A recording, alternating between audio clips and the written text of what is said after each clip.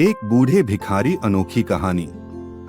हर दिन एक भिखारी दरवाजे के पास आकर भीख मांगता था और घर का मालिक हमेशा घर के बाहर आते ही उसे देखकर फिर जाया करता। कई बार उसके लिए गालियां भी बकता।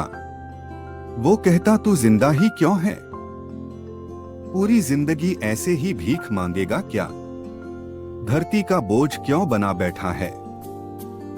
और कभी कभी उस भिखारी को गुस्से में वह धक्का भी मार दिया करता। इतना कुछ हो जाने के बावजूद अधिकारी के मुंह से सिर्फ यही निकलता कि भगवान भगवान तुम्हारे पापों को माफ करे।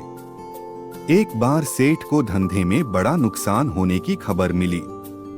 सेठ बहुत परेशान था कि तभी उसके दरवाजे पर वही भिखारी आया।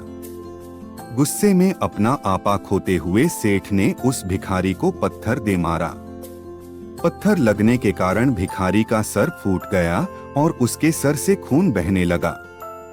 फिर भी दर्द से कराहते हुए भिखारी ने इतना ही कहा, भगवान तुम्हारे पापा को माफ करे। भिखारी वहां से चला गया। सेठ सोच में पड़ गए। भिखारी को पत्थर मारा, फिर भी उसने सिर्फ प्रार्थना की। सेठ का गुस्सा शांत हुआ। शेर का मन शांत हुआ भिखारी का रहस्य जानने के लिए। सेठ ने भिखारी का पीछा करना शुरू कर दिया। भिखारी जहां जहां जाता सेठ उसके पीछे जाता। सेठ ने देखा कि कोई उसको खाना देता, कोई उसको मारता, कोई अपमानित करता तो कोई गाली देता। लोग भिखारी के साथ चाहे जैसा व्यवहार करते, लेकिन भिखारी सबके लिए एक ही प्रार्थना करता, भगवान तुम्हारे पाप माफ करें। अब रात होने को आई थी। भिखारी अपने घर जाने के लिए लौटा। वो अपने घर पहुंच गया, लेकिन सेठ अब भी उसका पीछा कर ही रहा था। एक पुरानी टूटी हुई खटिया पर एक बूढ़ी औरत लेटी हुई थी। काफी कमजोर और बीमार लग रही थी। वह भिखारी की पत्नी थी। अपने पति को वापस आता देख वह खाट से उठ खड़ी हुई। पत्नी ने अपने पति के भीख वाले कटोरे में देखा, उसमें सिर्फ आधी बासी रोटी थी। उसे देखकर वह बोली, आज बस इतना ही मिला। और हाँ, आपके सिर से खून निकल रहा है, ये चोट कैसे लगी? बूढ़ा भिखारी बोला, आज बस इतना ही मिला, किसी ने कुछ दिया ही नहीं। सबने गालियां दी और एक नए पत्थर भी फेंकना, इसीलिए मेरा सर फट गया।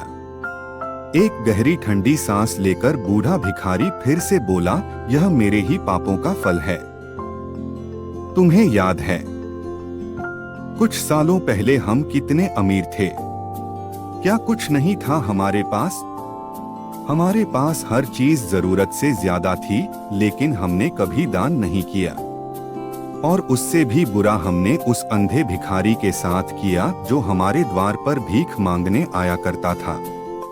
बूढ़ी पत्नी की आंखों में आंसू आ गए। वह बोली, हाँ, हम उस बेचारे अंधे के साथ बहुत बुरा करते थे। उसका अपमान करते थे। उसे खाने के लिए रोटी की जगह कागज दिया करते। उसका मजाक उड़ाया करते और कभी कभी मारा भी करते। मैंने कभी उसको रास्ता नहीं दिखाए। एक बार मैंने उसके मुंह पर मिट्टी भी फेंकी थी और वह हमेशा दुखी होकर यही कहता कि भगवान तुम्हें तुम्हारे किए की सजा देगा। भगवान तुम्हारे पापों की सजा जरूर देगा। उसका श्राप सच हुआ और हम इस दुख भरी जिंदगी में आ गए। भिखारी बोला, हाँ, उसका श्राप सच हुआ, इसलिए मैं किसी को बद्दुआ नहीं देता।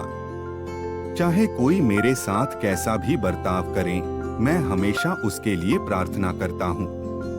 मैं नहीं चाहता कि कोई भी हमारे जैसे जिंदगी का अनुभव करे, किसी को भी हमारे जैसे दुखों का सामना करना पड़े। वो नहीं जानते कि वह कितना बड़ा पाप कर रहे हैं, इसलिए अनजाने में हुए पाप की ऐसी सजा किसी को भी मिले, मैं नहीं चाहता। सेठ वहीं पर छुपकर यह सारी बातें सुन रहा था। अब उसे सब कुछ समझ में आ गया था। भिखारी और उसकी पत्नी ने वह आधी रोटी मिल बांट कर खाएं और भगवान को धन्यवाद बोलकर सो गए।